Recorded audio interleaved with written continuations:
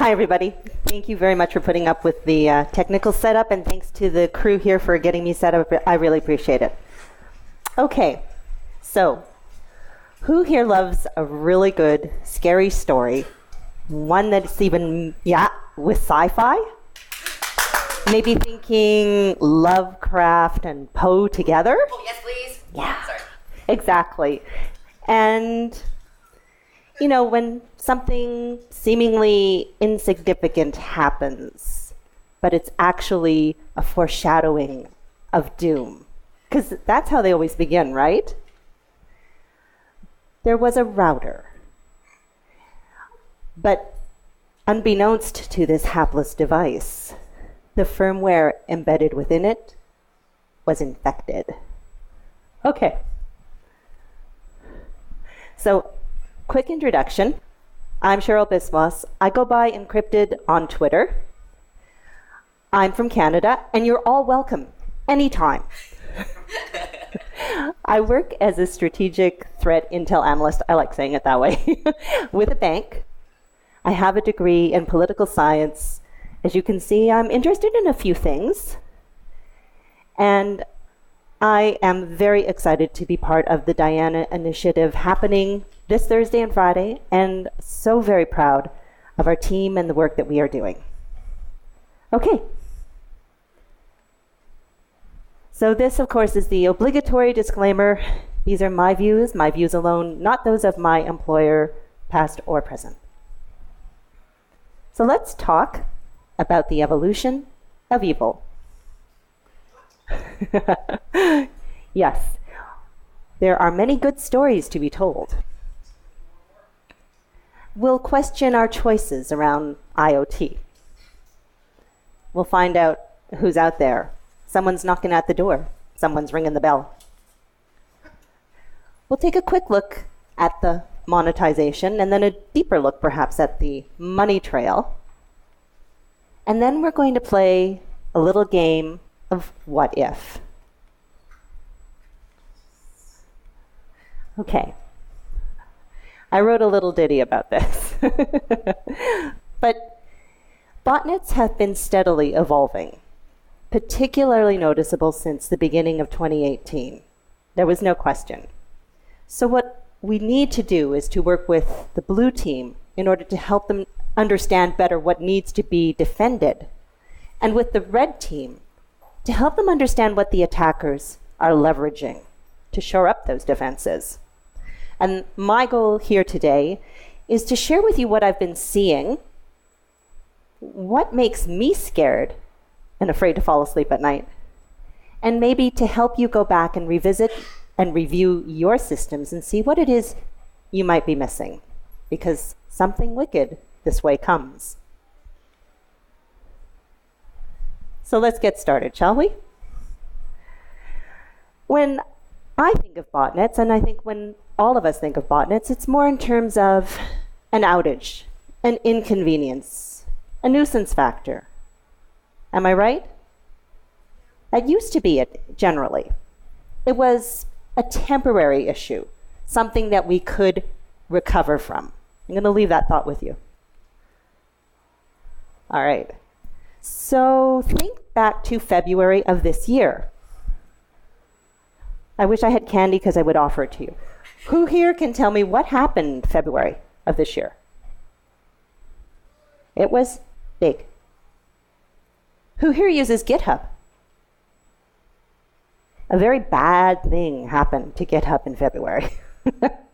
It happened at the size of 1.35 terabytes per second. It was a freaking awesome DDoS outage. That's a distributed denial of service. That is a botnet attack of epic frickin' proportions. And we had never seen that. That was twice the size of the Mirai outage. And there wasn't just the one. On the heels of that first one, there was a second one. Now, it happened to target a particular group of servers. These were memcached servers. I'm going to guess that most people may not know what memcached is. Am I right? Would you like me to just give you a quick explanation? Okay. I had to learn this one at the time as well. So Basically, cache means memory. Memcached was something, it's the setup on these servers to enable them to respond more quickly. So it's caching. The problem with this was that, well, I'm going to move to the next slide. The problem with the memcached servers was a configuration issue. And my job in threat intel is to be following the trends and seeing all the things that happen on a daily basis. I read a lot of Twitter. I read a lot of news. So I see a lot of things, and then I get to connect the dots. I'm weird, and I find it fascinating. And then I make a report every day to tell people who don't find it quite so fascinating. However, there have been some major misconfigurations, and that has been at the heart of some pretty bad attacks. I would call that a trend, and a trend that we have control over. This is something that we can, yes, mitigate, but more importantly, address and prevent up front, something we need to be aware of. Along the lines of default passwords being left on servers that are being exposed to the internet or that should not even be on the internet. Case in point, MongoDB and CouchDB, which got massively pwned by ransomware not so long ago. Hard lessons learned. If you do a Shodan search, they're still out there. So are a freaking lot of these memcached servers.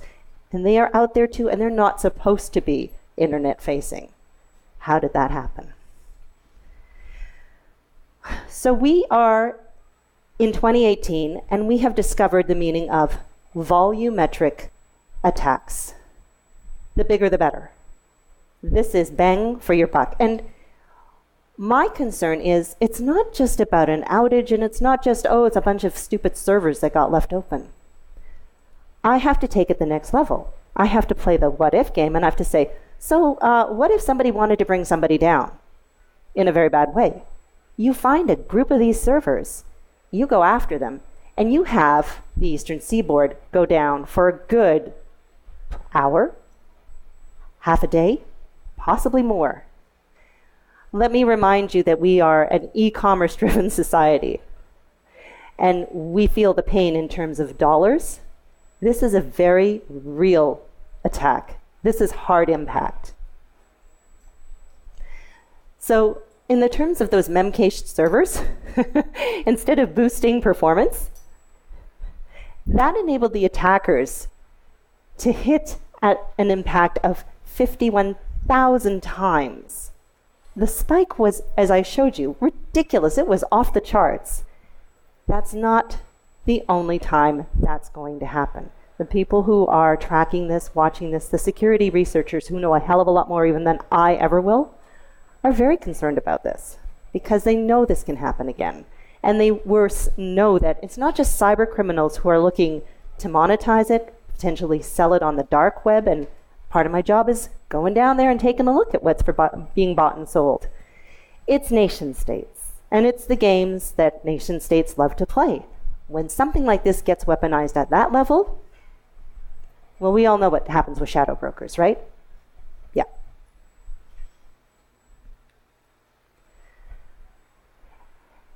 Pretty much everybody here should know what the CIA triangle is, right? Confidentiality, integrity, availability.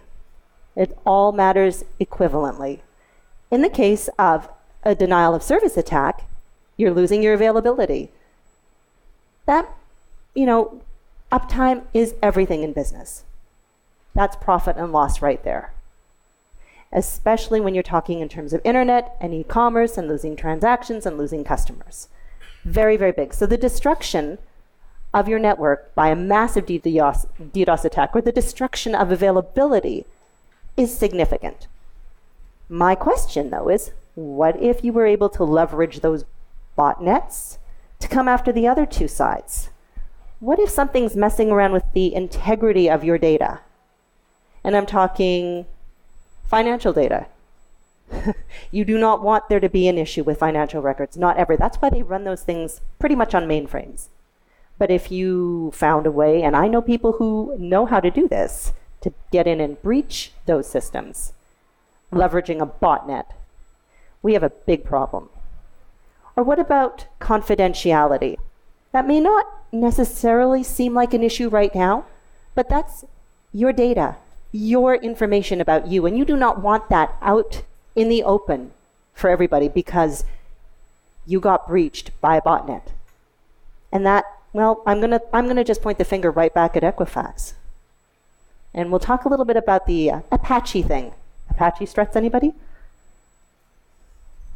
There's a lot that can go wrong here. There's a cable that connects Europe to the United States under the ocean. If that had to suffer a hit of 1.35 terabytes per second, it would shut right down. It would be like putting gum in there, and then you'd have a big issue. We can't really weather that kind of an outage. There'd be a lot of cost.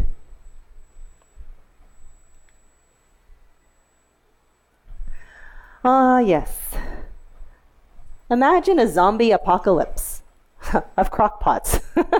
Welcome to the hell that is IoT, right? Oh my God. Yes, but it's true. This is our world now. And default passwords are de rigueur, right? Embedded system vulnerabilities, the firmware, it's everywhere. And you can't fix this. You sure can't ask your neighbor next door to go online and download the new firmware patch. I've tried that. Oh my God, I'd rather pull my hair out. I'm sorry. No. And interestingly enough, for a disposable society, people don't throw these damn things out. People hold on to routers and use them for 5 years. That is why there are unpatched routers. D-Link and TP-Link, and I only learned how to say this yesterday, Huawei. Don't use it. And a whole host of other wonderful things that people bring into their homes to get better signal strength and connect to the internet. All of these are unpatched, and they got them from their friend, or they got them from their sister, or they got them from somebody, and the things are 4 and 5 years old and hopelessly out of date and hopelessly insecure. But wait, there's more. We have not factored in the number of devices that are exploding in our developing nations, right? We're not just thinking of the Western world and North America and Europe. We got to think of the whole world. Everybody is in on the action here. Botnets are no longer an inconvenience and something that script kiddies played with at Christmas time when they were being the Grinch and they were knocking down Xboxes and PlayStations. We are so far past that point. But I'm afraid that in many people's minds, they're still seeing it as, oh, it's a DDoS, it's a denial of service attack. It's a pain, but it's not that bad. No, I'm telling you today, it is that bad, and I'm hoping I can show you why. Because these have become one more weapon in what I consider to be a digital arsenal for the games that nation states play, where there are no referees and there are no rule books. I thought these were a couple of very well-chosen quotations about just what we're looking at. These are people who are significantly concerned about what we face. And we have experienced the impact of DDoS attacks that are 100 million to 1 million strong in terms of devices. Just think about it for a minute. How do you harness 1 million connected devices? That's staggering, but that's now become the new normal for us. We live in a society where it's consumer-driven, everything needs to connect. The manufacturers are only too happy to comply. That is dollars in their pockets. And the race to the finish line leaves security so far behind, it's not even an afterthought. What do? Do we regulate it? We can't regulate it. Who wants to be a regulator? Put your hands up. I don't think so. No. These devices are essentially unmanaged. Like I said, they're old, they're unpatched, and they're still in use. And how in God's name are we going to track all of them? They're in every house. There's 3 or 4 of them or 5 of them. So what we're seeing is a playground for criminals and attackers to take advantage of what we are not able to secure, not willing to acknowledge, not prepared to deal with. The Mirai botnet let loose, unleashed an avalanche of insecurity and threat that we're just now beginning to realize. We have, and I'm going to present to you a group of them, botnets, one of which is Wicked, which leverages the Mirai code to a whole new level and is layer upon layer of botnets. It's not just one.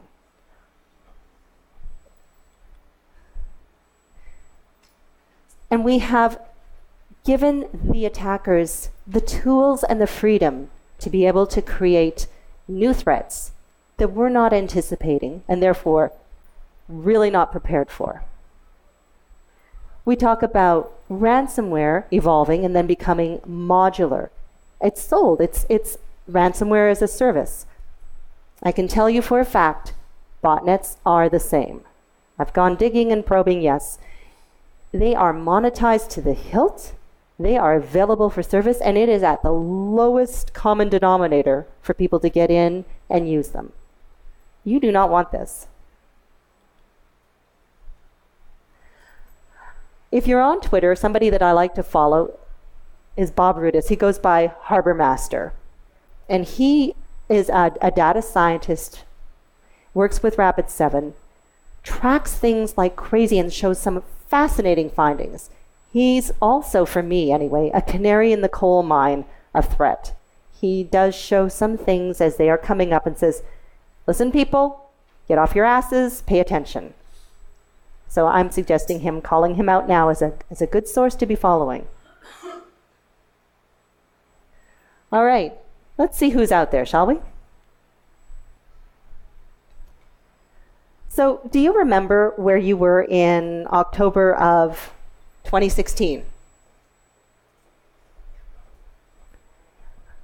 Who here remembers how they were impacted by Mirai? Were you using Facebook or trying to? Maybe Twitter or trying to?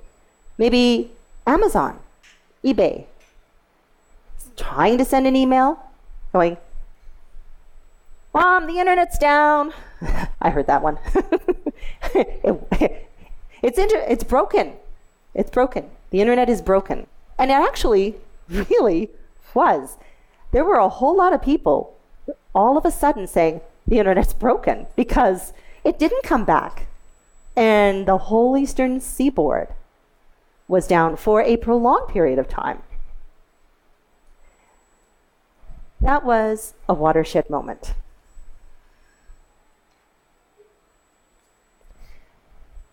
We had 3 waves of attacks. I remember following this because it was unprecedented and it was all over. And when I got my internet back up, and I'm in Canada, we were briefly impacted as well. Dyn has a lot of email accounts with it, some of them under Rogers. There were 100,000 malicious endpoints identified in this series of attacks. And it came in at a strength of 1.2 terabytes per second.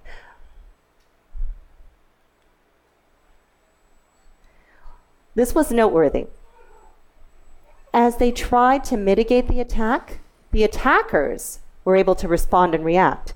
Are we prepared for something like this when they come at us at a much higher level? That is something I want to hammer home. It isn't just about an ordinary tech. It's when they really know. And I'm sorry, I'm a huge fan of Die Hard 4, and fire sales, and big, fat, scary nation-state problems. But they happen. And I'd much rather we were prepared for it now than trying to figure out what to do with it during. I present to you botnets as weapons. Only this was Mirai. But could you imagine if this happened tomorrow and it looked like this all at once? We can't talk to each other. We can't coordinate a response. Businesses, massive businesses that really aren't designed to suffer lengthy outages, but believe they are. That's what a DDoS attack like this portends.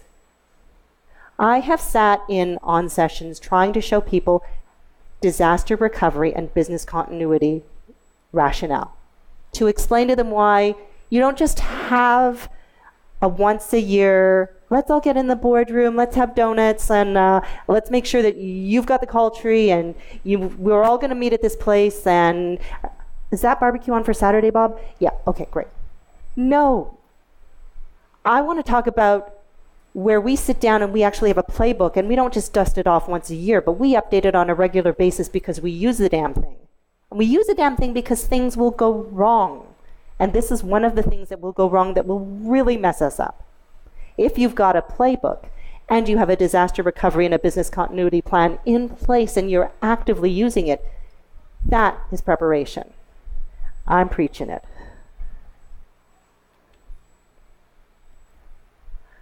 I present to you the Wall of Fame.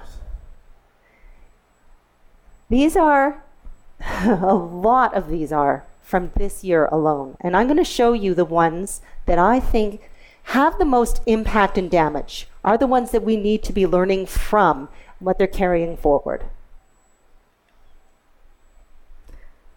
Hide and seek botnet. There's a red word there, persistence. This was a game changer because up until this point, you could flush botnet malware out of your system by resetting things. Have you unplugged it, plugged it back in again? It's a great solution, or it was anyway, for things like botnet malware. Heck, even with the VPN filter, did we all not get that notice from the FBI to please power off and power on our routers? Only it doesn't work with this particular botnet. This one figured out how to achieve persistence. So when you power it back up, it's there. It comes back. The cat came back the very next day. That, my friends, is a weapon. Now, Hide and Seek Botnet had a few other really clever tricks up its sleeve. Persistence was just one of them, but it represented to me the evolution of botnets in terms of offering attackers more than just the chance to monetize or drop crypto miners. In the right hands, these could be used in a very bad way, in a very targeted attack.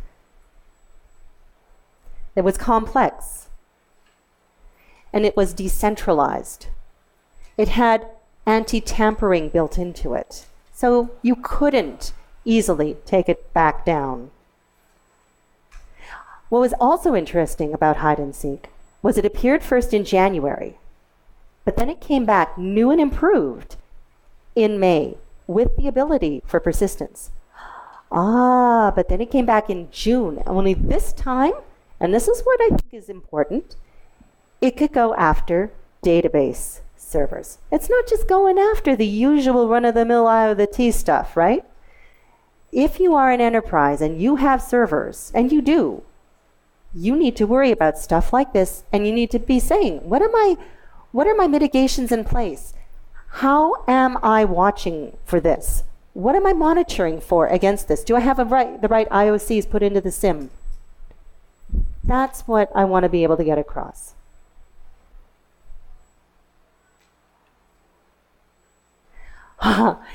Then there's MiloBot.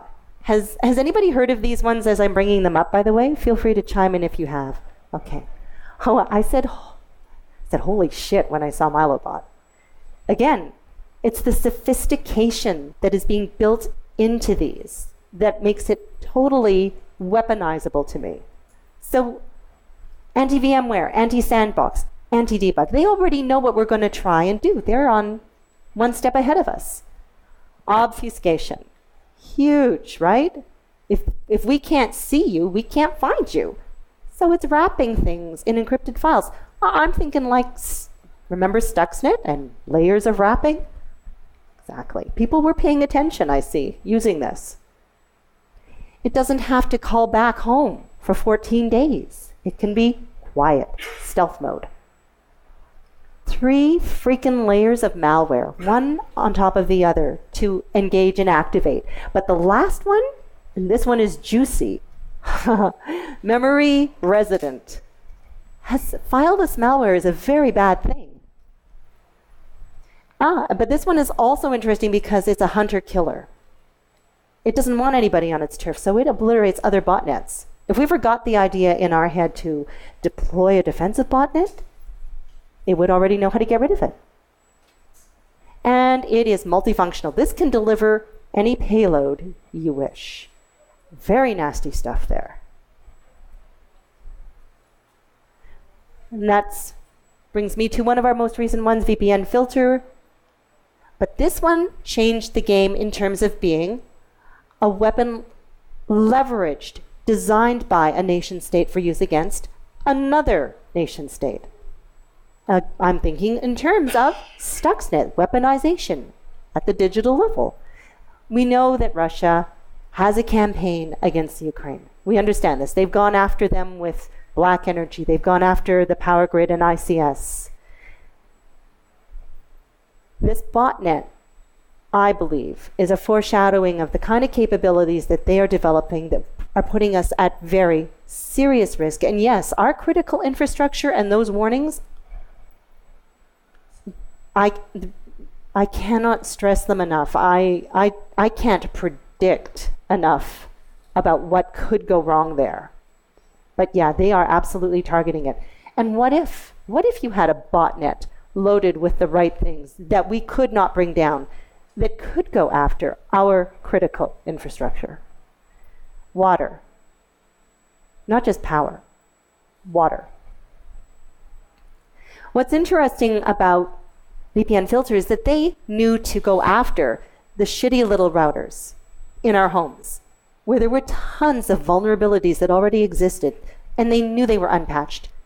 Easy to leverage.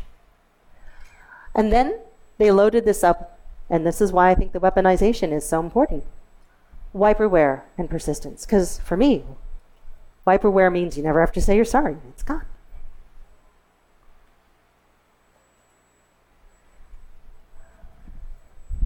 Small Monroe, and I hope I said that right, came in at the beginning of January.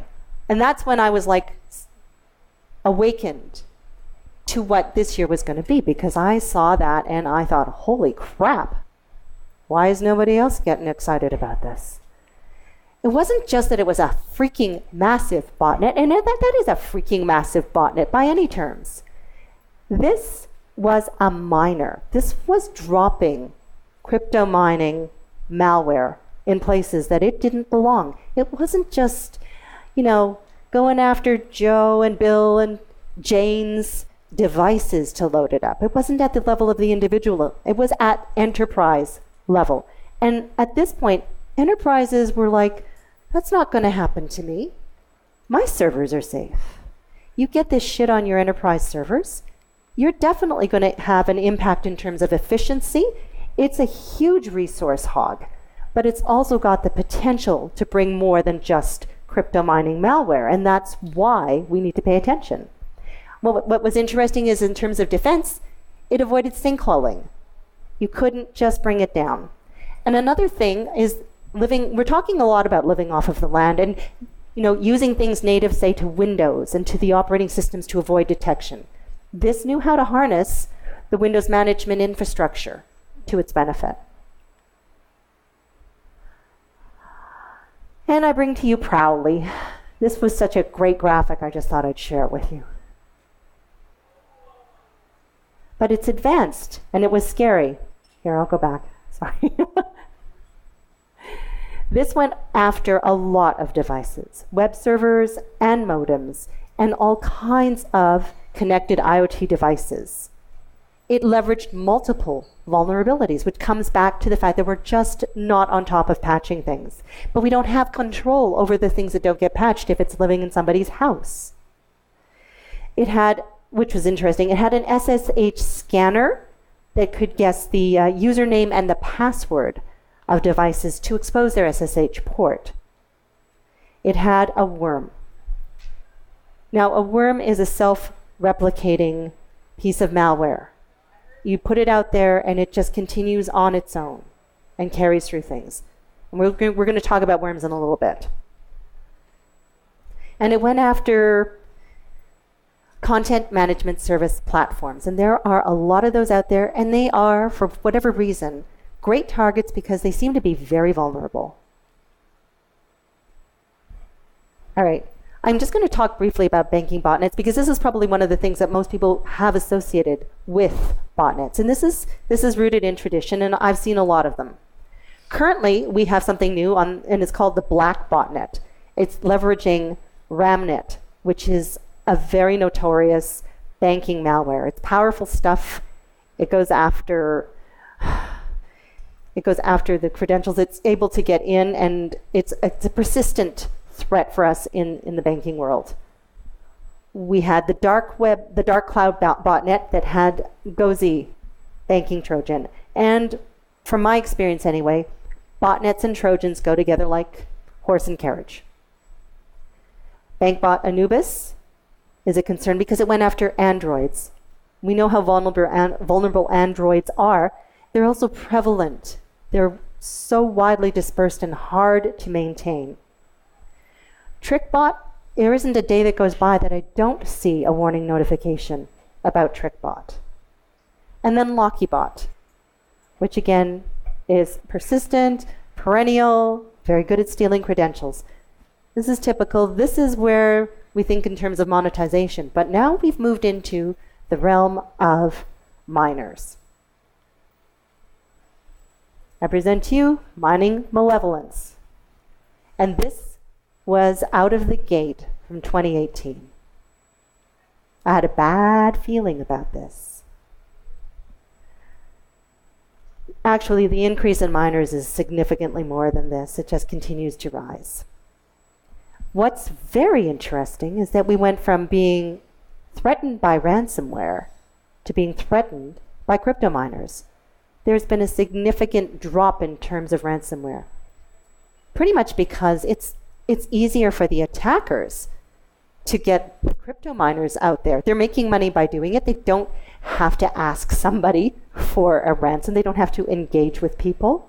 It's not an uncertainty. It's a certainty. You are using somebody else's resources and making money from it. Guaranteed return on investment. And they don't necessarily know you're there.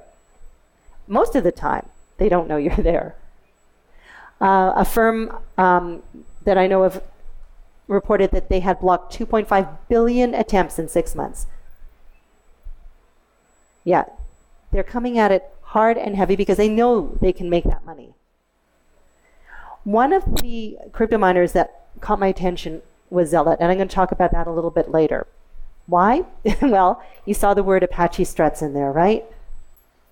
If you don't know about Apache struts, I'm going to use the word Equifax for you, and breach.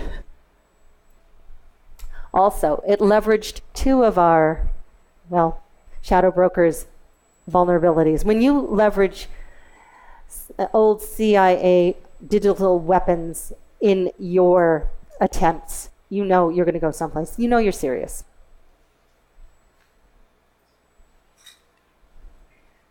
All right, so let's talk a little bit more about Zealot. And this, for me, is an indication of where we can be trending now in terms of crypto miners. Because if you get a nation state or somebody who can be hired as a proxy who does, as a high-level cyber criminal gang who's willing to work for a nation state as a third party, they can do something like this.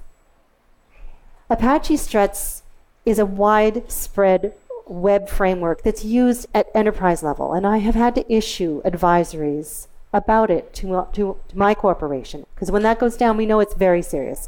We know it's serious because 2017, there were 3 warnings issued for it, and for whatever reason, Equifax didn't get the memo, and it didn't patch it, and then there was this freaking massive breach, and it was staggering because Equifax doesn't just get your personal information, it's got your banking data. You do not want that stuff out there. That's damaging, very, very damaging. And you don't get it back once it's out there either. So these were the two CVEs that were being leveraged. Eternal Blue, well, it was used in WannaCry. It's designed to help you gain lateral movement through a network. Once you gain access in a network, you want to be able to go through the whole thing and gather all the credentials and all the data so that you win the deck of cards. You own it. It's interesting because it's able to utilize both PowerShell, and what we're seeing from an attack trend perspective is that attackers have been living off of the land. So for about the past 2 years, there's been a ton of talk about PowerShell. It's a really great tool for defenders, but also for attackers. And if you're using something that's on the land, it's not going to be as easily detected. Your systems aren't looking for that. Empire as well. It's a post-exploitation tool. Now, this affected servers, but the fact is you can collect compromised servers into a botnet and wreak very powerful damage. We have to be thinking forward. Micro-tick routers. Let's talk about the routers of choice here. Micro-tick is a Latvian company that it's used so much over in Europe. That's not inconsequential to us. We might not use Micro-tick over here, but we'll be impacted by the botnets and the damage they create globally. And these were collected in massive numbers on several occasions. And there's currently a campaign, as you can see from the date on there, to be worried about. In this attack, you can see this.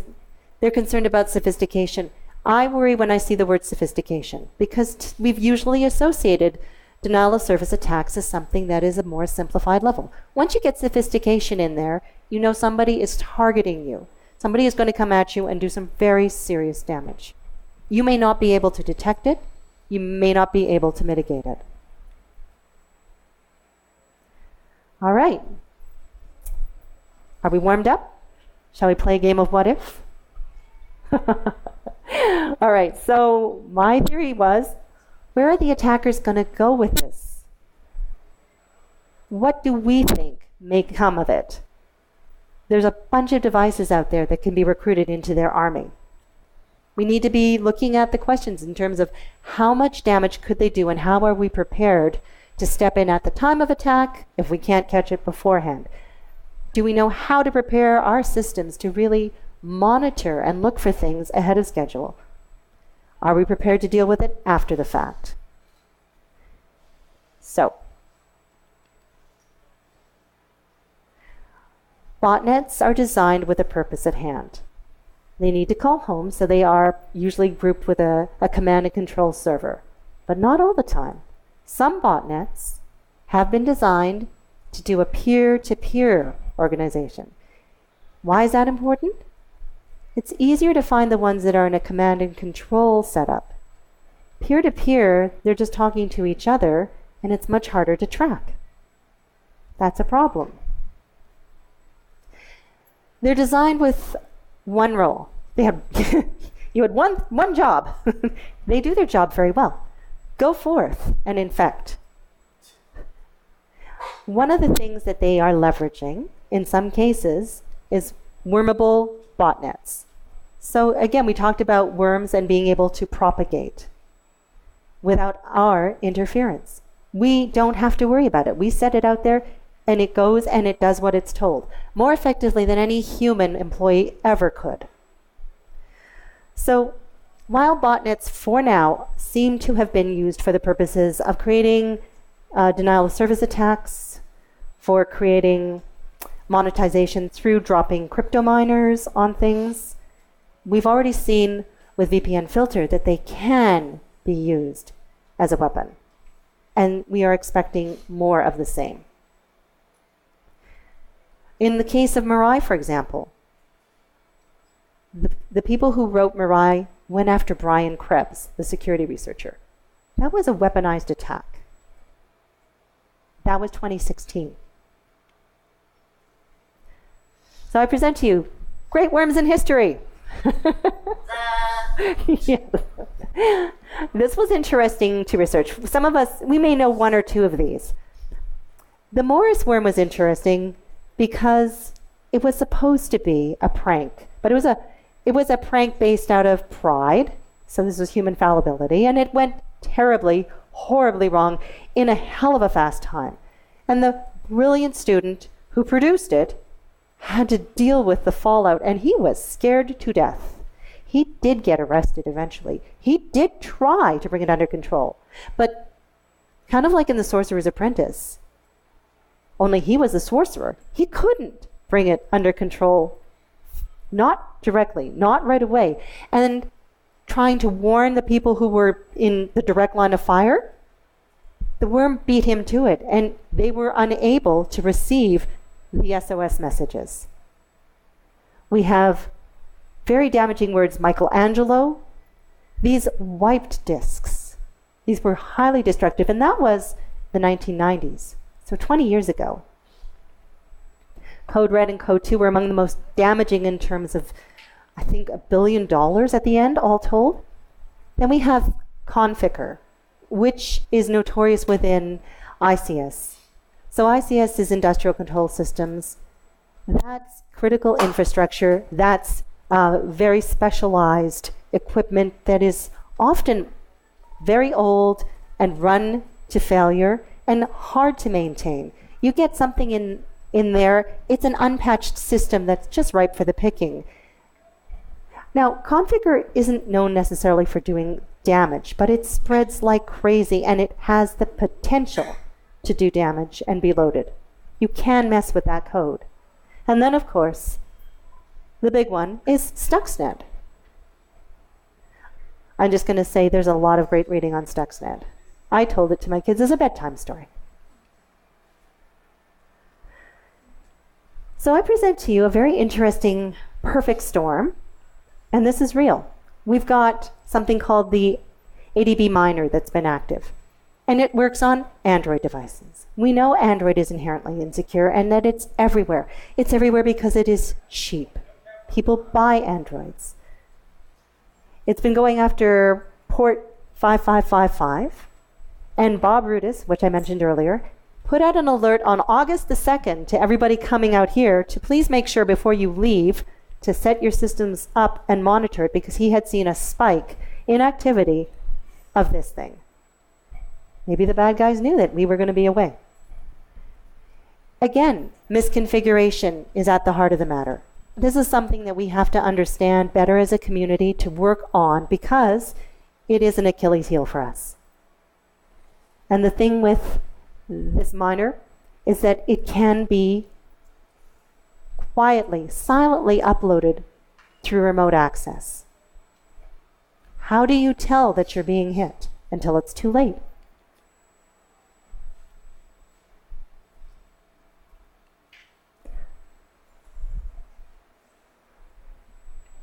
Now, if I wanted to bring something to play, I would definitely bring in Zealot. If I wanted to build something at a nation-state level to weaponize, I would take the ADB miner, and I would take what I could borrow from Zealot. I would be looking at enterprise-level vulnerabilities like Apache threats, because I know that they're unpatched, they're global, and that my payoff is going to be much bigger. And the beauty of it is, I don't have to load CryptoMiner malware. I can load my malware of choice, because I can get into that code. Are we playing these games, and are we thinking, really thinking like an attacker in this case? If I want to pick my botnet, I definitely look at hide and seek because of the persistence, the ability to utilize peer-to-peer over CNC for obfuscation. I want the ability to set it forth and not have to worry about managing it. I need that worm replication built in. I don't want somebody to be able to mess around with it once it's out there, so I'm going to have anti-tampering, anti-evasion. And yes, I want this to be multi-purpose so that it is going to drop whatever I need and have the ability to bring down the eastern seaboard if I so choose. I'm not going to do that, though, Billy. So, aw, so cute. I present to you Frankenbot. So, I'm really not technical, and I've just played a lot of what if. I'm not encouraging you to go forth and make your own botnets. If you wanted to build your botnet, this was my project to do this talk. I sat down. I joined some dark and seedy places that nice moms like me don't really belong on, but that's okay. I have several proxy accounts. I went and looked at stuff that, I had to wash my eyes out from after, but it was really interesting, and I'll share some of it with you. And I looked to the people who do this for a living to say, how would I go about building a botnet? Me. Because we're going to reduce this to the lowest common denominator, because that's where we should be scared. Nation states might know what they're doing, but script kiddies who want to do it for the money don't. And as we know, if you put somebody who has no license behind the wheel of a car, an accident is going to happen. And an accident at this level is going to be very costly too. Possibly even more damaging. All right, so we talked about you need to look at things like peer-to-peer networking. We want to find a loader to be able to infect systems. You need to have a good hosting source. You can't just go to your, Kojiko, or in my case, Rogers. You have to go to a place that nobody knows your name, and preferably overseas. They offer something called bulletproof hosting for that reason. Bulletproof means nobody knows who you are because you pay them enough money and they are silent. They pretty much are in Russia. Then you go to set yourself up on Google Translator and Google Russia. That's why. You're going to build something interesting called a stub, but that's your infecting file. You need to have a net builder to do this. But I've got great news for you. There's lots of interesting places that you can access online to find these things. I found them. I didn't even get in trouble doing so. You will use a cryptor for your stub because you're going to evade detection from antivirus. This is just a given. You do not want to be caught fresh out of the gate. It's like when you play hide and seek with your friends, right? You don't want to be the first one tagged. You're in it for the long run. This makes sense. You're going to go hunting for vulnerabilities. You're going to use Shodan to go hunting for vulnerabilities. That seems to work like a charm.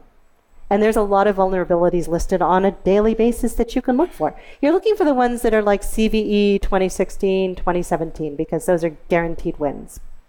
And then you need a remote administration tool, a RAT, that's going to help you deliver the payload. These are pretty much the typical components. It's kind of like a recipe for cake, just different. So this was one of the forums I was on that has a lot of really good stuff in it. Yes, thank you. These are not just can you find the things you need, you can find people to teach you. Now, I've also gone on the dark web, and they are big on teaching each other stuff. Better at it even than we are. You can get the Botnet Bible. It costs money. I didn't want it. You can find out more about who should host you and why. I did go looking, and I found good stuff on Pastebin. Building that stub. And then, how do you build something? UFONet. This is an entire guide to building a botnet. And it walks you step by step through the process. And it works. And if you build this botnet, you can load it with things. Very bad things, but it works. This I've included as a very interesting description on how you compromise a router, because the bottom line is you're going to be compromising a router to get in, and understanding how that compromise works was nicely laid out here. More fun stuff. Did you know you can find Mirai source code on Pastebin? It was released. It's been used in a number of variants since the release, and that's why when somebody releases the code, we should be scared. There's Satori source code. Satori is a very nasty botnet too. I didn't get to talk about it because there's only so much time. But you can get the code and do very interesting things. This was another interesting form. Sora. Sora is very nasty, very efficient source code for enhancing your botnet features.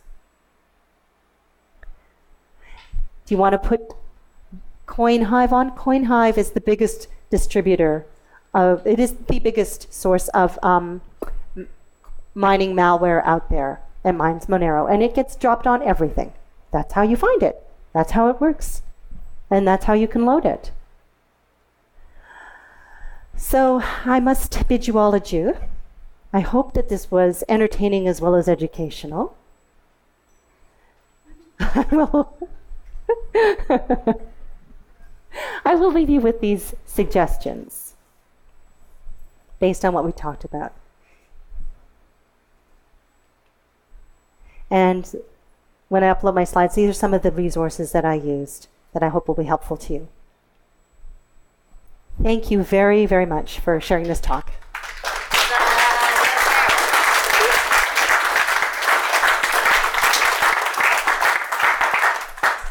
Are there any questions? Questions?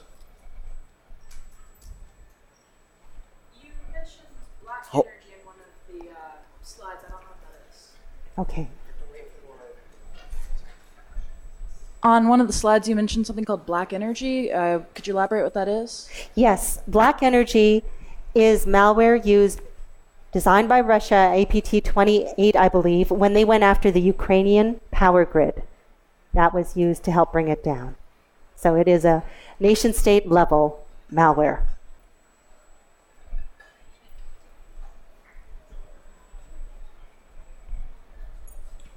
When we're mostly talking about botnets, again, we're talking about DDoS, and where most ISPs or edge could drop the traffic if they saw DNS requests coming from IPs that are not specifically in the range. This has been going on for like 2 or 3 years now, and again, the increments have gone in up. Have you seen any of the ISPs or any of the edge providers or actually saying, hey, we're going to stop this, because it really takes a one entry to basically stop or at least significantly decrease the effectiveness of DDoS? I can say that when they went after GitHub, people who had Akamai in place were protected. They took a hit, but it was a brief hit. Akamai was on it, quick to respond. However, not everybody is able to afford Akamai, and not all ISPs are able to respond at that level either. Big ones, yes. The smaller ones, and there are a number of them, they would fall victim. Any other questions? Cool. Thanks, Cheryl. Okay, thanks everybody.